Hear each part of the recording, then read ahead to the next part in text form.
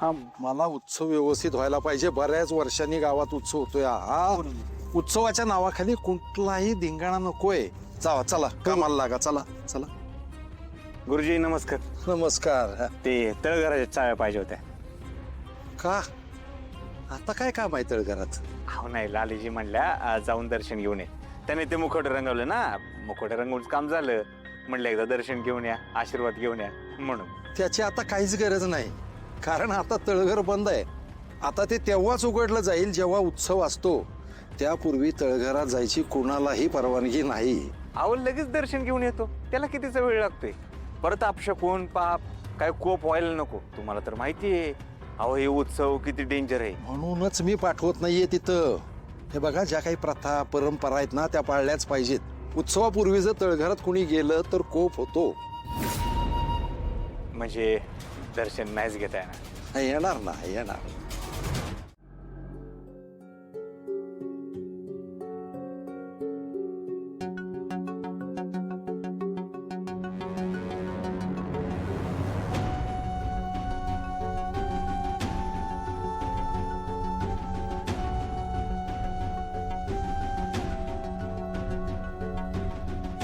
मी असं ऐकलं होतं की मातृत्व ही जगातील सगळ्यात सुंदर भावना आहे. आणि हे सुंदर क्षण माझ्या वाट्याला आलेत आज.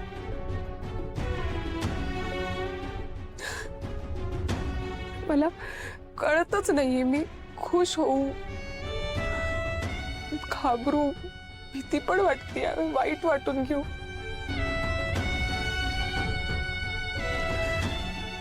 काही जरी झालं ना, हे बाळ मी या जगात घेऊन येणार आहे. त्याला एक खूप सुंदर आयुष्य देणार आहे. एवढ्या वर्षांनी संसाराचं सुख स्वतःहून चालत आलंय. मला आता हे गमवायचं नाहीये.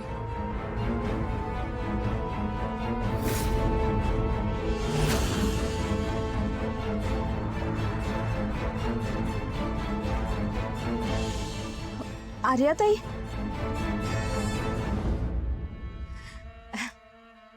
चहा आणलाय तुमच्यासाठी. Sorry sorry sorry. मी करते. अहो सॉरी, ते चुकून झालं. तुम्हाला भाजलंय का हो कुठं? नाही नाही, ओके. माझ्यामुळे तुमचे सगळे कपडे खराब झाले. हो असू देत, इतकं काही नाही. तुम्ही एक काम करा, माझे लग्न आधीचे कपडे आहेत, एक ड्रेस आहे तो देते, तो घाला. हो लालिताई, हे होईल साफ. तुमची ऑलरेडी एक साडी आहे माझ्याकडे. ती मला परत हवी आहे. हो, लग्नानंतरची माझी कुठलीच गोष्ट कुणी वापरलेली नाही आवडत मला. कुणासोबतच शेअर केलेलं नाही आवडत. म्हणून ते त्या दिवशी तुमचा प्रॉब्लेम झाला होता ना, आता द्या ती परत. आणि हा ड्रेस घाला माझा. अहो लालिताई, असू देत. हे डाग पाण्याने जातील, मी बघते. नाही जाणार. काय काय डाग सहज नाही जात. ते डाग मिटवण्याऐवजी ती गोष्ट संपवलेलीच बरी असते. तुम्ही एक काम करा, तुमचा ड्रेस टाकून द्या. हा माझा ड्रेस घ्या. थँक्यू. आणि तुमचं आवरलं की आपण बाजारात जाऊया. सॉरी, ते चुकून झालं मगाशी. लालिताई, असू देत. नका मनाला लावून घेऊ. बरं आवरा तुम्ही, मी हाय बाहेर. ठीक आहे. मी नको नको.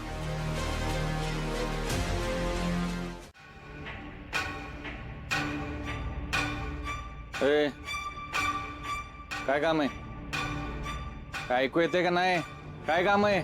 काहीच काम नाही, सहज आलोय. होय, ही काय बाग वाटली तुला? सहज आलाय.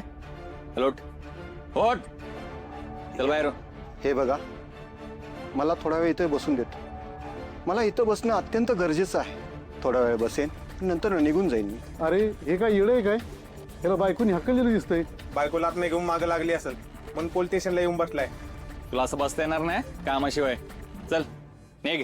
हे बघा, मी ज्योतिषी आहे आणि माझ्या ग्रहदशेत योग आहे की माझ्या हातून गुन्हा घडून मला अटक होणार आहे. आणि माझ्या हातून गुन्हा घडू नये म्हणून मी इथं येऊन बसलेलो आहे. मला सांग, मला मूल कधी होणार?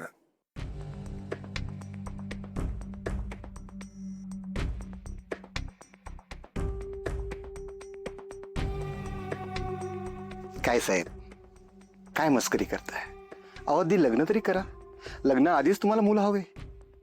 सुधाकर तुझा हात दाखव. माझं सुधाकर तुझा हात दाखव. याचा अर्थ काय होतो? सुधाकर तुझा हात दाखव. सुधाकर तुझा हात दाखव. बघा. हा त्याचं प्रमोशन कधी होईल? सांगा. एवढ्यात तुमचं प्रमोशन नाहीये. हात पुसला ना, कसं होईल? पैसा सांगा.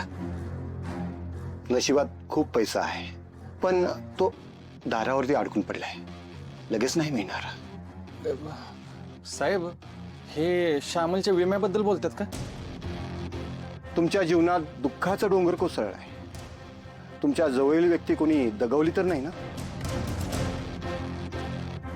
तुमच्या बायकोचं काही बरं वाईट तर झालेलं नाही ना? हा, ही सगळी माहिती गोळा करून आला. मला सांग, माझ्या भाऊकीकडून मला काही धोका आहे ना? अहो जामकर साहेब, भावकीकडून घात व्हायला भावकी तर असायला पाहिजेत. अख्ख्या गावात जामकरांचं फक्त एकच घर आहे आणि तुम्हाला कोणी भाऊच नाही, फक्त एक लहान बहीण आहे.